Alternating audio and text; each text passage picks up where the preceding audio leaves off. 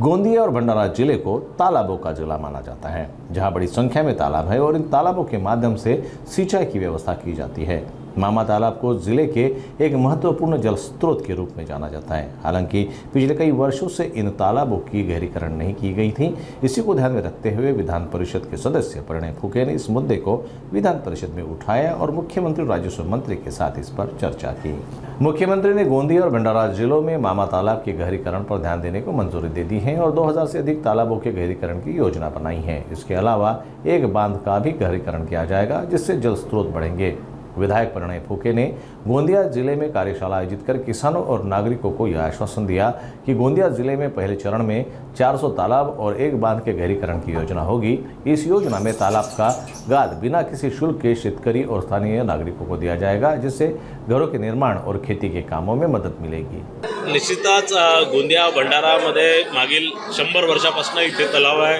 गोंदिया आणि भंडारा हा तलावांचा जिल्हा म्हणून ओळखला जातो आणि इथे मोठ्या प्रमाणात धानाची शेती या तलाव 100 वर्षा पहिले आमच्या पूर्वजांनी जे तलाव खोदले होते त्याच्यामुळे इथे आपण इतक्या मोठ्या प्रमाणावर शेती करू शकतो, इतक्या मोठ्या प्रमाणावर धानाची शेती करू शकतो आणि मोठ्या प्रमाणात पाणी इथे उपलब्ध आहे। पण कालांतराने आपण जर बघितलं तर अनेक तलावांमध्ये गाळ वर्षानुवर्ष गाळ जे साचल्यामुळे तलावांची क्षमता कमी होत आहे, कुठेतरी सिंचनाची त्या माध्यमातून क्षमता कमी होत आहे आणि म्हणून यावर्षी मी या संदर्भातली एक लक्षवेधी सूचना केली विधान सभेच्या वेळेस। या विधान परिषदेमध्ये ही एक लक्षवेधी सूचना केली होती आणि त्याची दखल माननीय फडणवीस साहेबांनी घेतली आणि त्यांनी संबंधित विभागाचे मंत्री आणि संबंधित विभागाच्या सचिवांना निर्देश देऊन भंडारा आणि गोंदिया जिल्हा वॉर फुटिंगवरती सगळे गाळमुक्त धरण झाले पाहिजे, गाळमुक्त तलाव झाले पाहिजे, याच्याकरता त्यांनी तसे निर्देश दिले आणि निधी देण्याचं त्यांनी आश्वासन दिलेलं आहे, जोही निधीला लागणार त्याच्यासाठी। आणि आता मग ही योजना आपण संपूर्णतः पुढच्या 5 वर्ष ही चालवणार आहे। भंडारा आणि गोंदिया जिल्ह्यातले 10 मोठे धरणं आणि 4400 छोटे मोठे तलाव हे सगळे स्वच्छ करण्याचा संकल्पना मी घेतलेली आहे आणि हे पुढच्या 5 वर्षात आम्ही करणार आहे। पूर्ण गोंदिया जिल्ह्यामध्ये 2000 तलाव आहेत आणि यावेळेस आपण 130 तलावांना वर्क ऑर्डर दिलेला आहे। ही मीटिंग घ्यायच्या आधी 100च्या वर तलावांना वर्क ऑर्डर देण्याची माझा आग्रह होता, कारण कुठेतरी नुसतं मीटिंग घेऊन काही होणार नाही, तर काहीतरी काम लोकांना दिसलं पाहिजे आणि म्हणून त्या पहिल्या याच्यामध्ये 130 तलाव घेतलेले आहे। आणखीन आज अनेक सगळ्या सरपंचांना सांगितलं तुम्ही ठराव आणून द्या, तेही तलाव आम्ही घेणार आहे।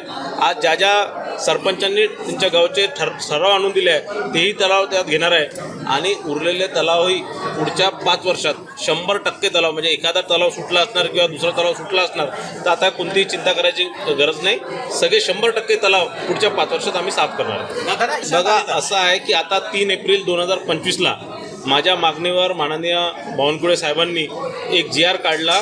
त्या GRमध्ये तलावातनं काढलेला, विशेष करून मामा तलावामधनं काढलेला गाळ असणार किंवा मुरुम असणार, याच्यावर कुठल्याही प्रकारची रॉयल्टी लागणार नाही।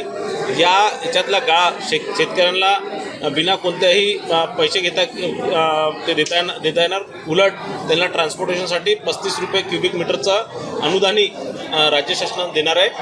त्याच्यानंतर मुरुम जो याच्यात निघणार, शासकीय जितकेही शासकीय जे कामं आहेत, जसं रस्त्याचं काम असणार, बांधण्याचं काम असणार, ग्रामपंचायतीचं कोणतं काम असणार किंवा घरकुल योजनेचं काम असणार, या सगळ्यांना बिना रॉयल्टीचा हे सगळा मुरुम आपण देणार आहे। तर आता कुठेही चोरीचा किंवा कोणताही दुसरा प्रश्न राहणार नाही, तो मुक्तच आपण तसंही बिना रॉयल्टीचाच आपण देणार आहे। तर आता कुठे चोरीचा काही प्रश्न राहिलेला नाही।